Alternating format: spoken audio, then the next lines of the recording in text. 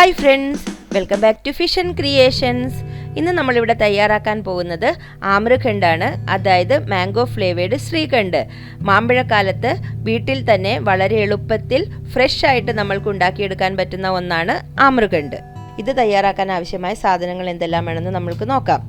ഇത് തയ്യാറാക്കാനായിട്ട് 1/2 ലിറ്റർ പാല് ഒഴിച്ച് തൈരാക്കിയതാണ് എടുത്തിരിക്കുന്നത്. ഇത് പുളി കുറഞ്ഞ തൈരാണ് എടുക്കുന്നത്.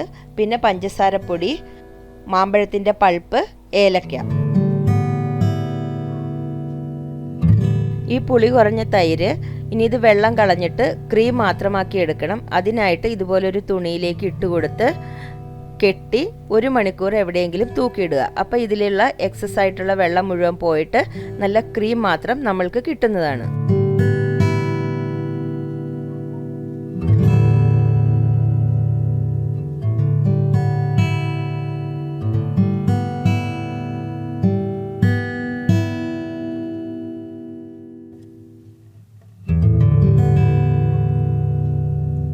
ഇനി ആ തൈര് വെള്ളമൊക്കെ പോയി ക്രീമായിട്ട് എടുക്കുന്ന സമയം കൊണ്ട് മാംഗോയുടെ പൾപ്പാണ് തയ്യാറാക്കി എടുക്കേണ്ടത്. അതിനായിട്ട് 1 മാങ്ങയാണ് ഞാൻ എടുത്തിരിക്കുന്നത്. ഈ മാങ്ങ കട്ട് ചെയ്ത് ഇതിന് മിക്സിയിലിട്ട് അടിച്ച് ഒട്ടും വെള്ളം ചേർക്കാത്ത പൾപ്പാക്കി എടുക്കണം.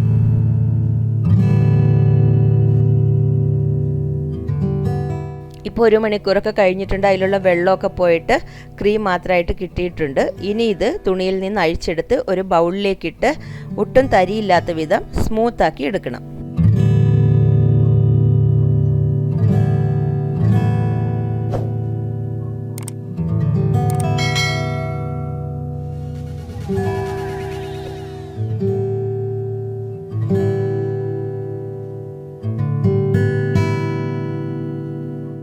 ഒരു സ്പൂണ് കൊണ്ടോ അല്ലെങ്കിൽ ഇതുപോലെ വിസ്കർ കൊണ്ടോ നല്ലവണ്ണം മിക്സ് ചെയ്ത് ഒട്ടും തരിയില്ലാത്ത വിധം നല്ല സ്മൂത്ത് പേസ്റ്റാക്കി ആ ക്രീമിന് എടുക്കണം. അതിനുശേഷം അതിലേക്ക് തയ്യാറാക്കി വെച്ചിരിക്കുന്ന മാംഗോ പൾപ്പ് ആഡ് ചെയ്ത് കൊടുക്കുക. കൂടാതെ പൊടിച്ചു വച്ചിരിക്കുന്ന 3 ടേബിൾ സ്പൂൺ പഞ്ചസാരപ്പൊടി ചേർത്ത് കൊടുക്കുക. 1/2 ടീസ്പൂൺ ഏലക്കാപ്പൊടിയും ചേർത്ത് കൊടുത്ത് നല്ലവണ്ണം മിക്സ് ചെയ്ത് സ്മൂത്താക്കി എടുക്കുക. ഞാനിവിടെ 3 ടേബിൾ സ്പൂൺ പഞ്ചസാരയാണ് ചേർത്ത് കൊടുത്തിരിക്കുന്നത്. നിങ്ങളുടെ മധുരത്തിനനുസരിച്ച് നിങ്ങൾക്ക് പഞ്ചസാര കൂട്ടുകയോ കുറയ്ക്കുകയോ ചെയ്യാവുന്നതാണ്.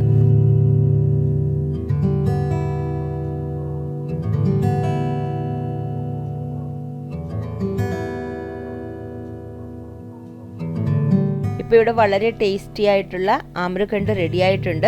ആമ്രഖണ്ഡ് എപ്പോഴും തണുത്തതാണ് ഉപയോഗിക്കുന്നത്. അതുകൊണ്ട് ഇനി ഇത് ഒരു 2 മണിക്കൂർ ഫ്രിഡ്ജിൽ വെച്ച് തണുപ്പിച്ചെടുക്കാം.